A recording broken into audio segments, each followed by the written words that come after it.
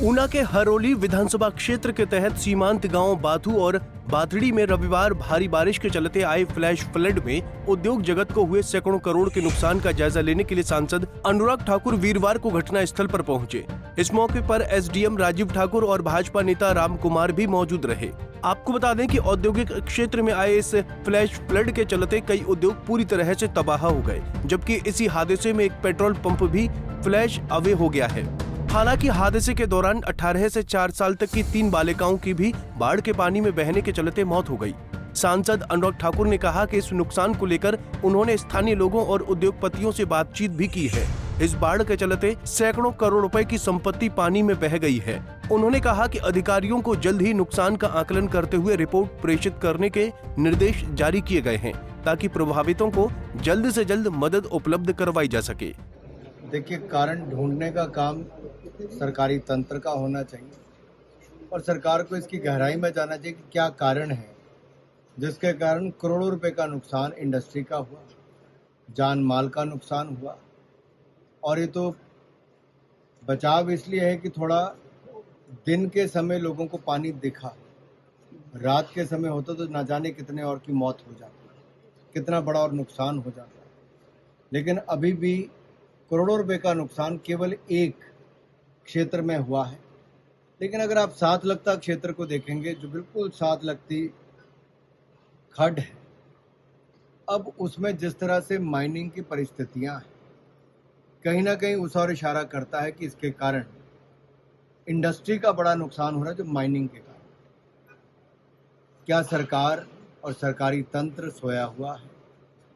अगर 3 दिन पहले से कहा जा रहा था कि इन 2 दिनों में नदी नालों में बहुत दिक्कत हो सकती है, तो माइनिंग डिपार्टमेंट कहा था, इंडस्ट्री डिपार्टमेंट कहा था, स्थानीय प्रशासन कहा था, और क्या इसको रोका जा सकता था? ऐसी कौन सी मजबूरी है कि खनन माफिया को सरकार का संरक्षण देना जरूरी है? ऐसी कौन सी मजबूरी है कि इंडस्ट्री डिपार्टमेंट को केवल एसी दफ्तरों तक सीमित होना है, उससे बाहर नहीं निकलना है?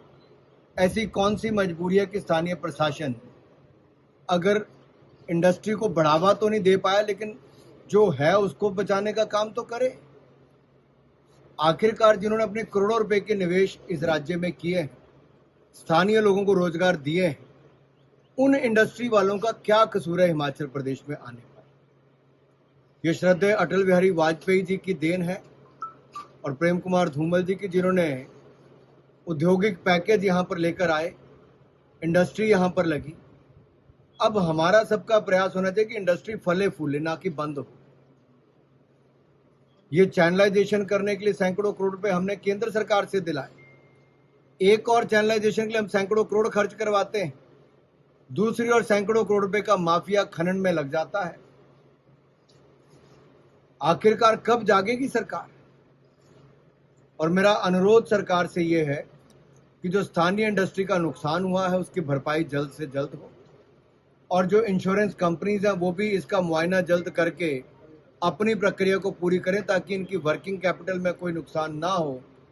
अगर इंडस्ट्री के पास काम करने के लिए पैसा ही नहीं बचेगा तो रिवाइव कहाँ से होगी? इसलिए मेरा अनुरोध सभी कंसर्न्ड अथॉरिटी से है कि वो जल्द से जल्द अपने कदम उठाएं और इंडस्ट्री को वापस अपने पांव पर खड़ा होने की मदद करें। सर, अब जिन अधिकारियों ने उस समय इसकी अनुमति दी है, उनके खिलाफ भी पूछना चाहिए कि आखिरकार ऐसी कौन सी मजबूरी थी कि यहाँ पर उन्होंने जमीन सैंक्शन करवा दी।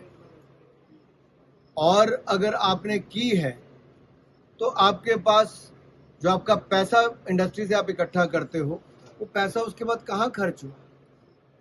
क्या इसके लिए प्लानिंग नहीं होनी चाहिए थी कि पानी कहीं और से निकले, निकासी कहीं से और से हो? प्लानिंग नाम की कोई चीज ही नजर नहीं आती, ना माइनिंग डिपार्टमेंट ना इंडस्ट्री डिपार्टमेंट।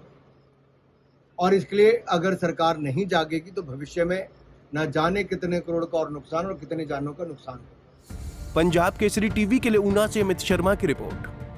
हमसे जुड़े रहने के लिए हमारे YouTube चैनल को सब्सक्राइब करें और नई वीडियो की नोटिफिकेशन के लिए बेल आइकॉन को दबाएं। अगर आप ये वीडियो Facebook पर देख रहे हैं तो लाइक जरूर करें और ज्यादा से ज्यादा शेयर करें। इसी तरह के और भी अपडेट्स के लिए फॉलो करें हमारा Instagram पेज himachal.kesri।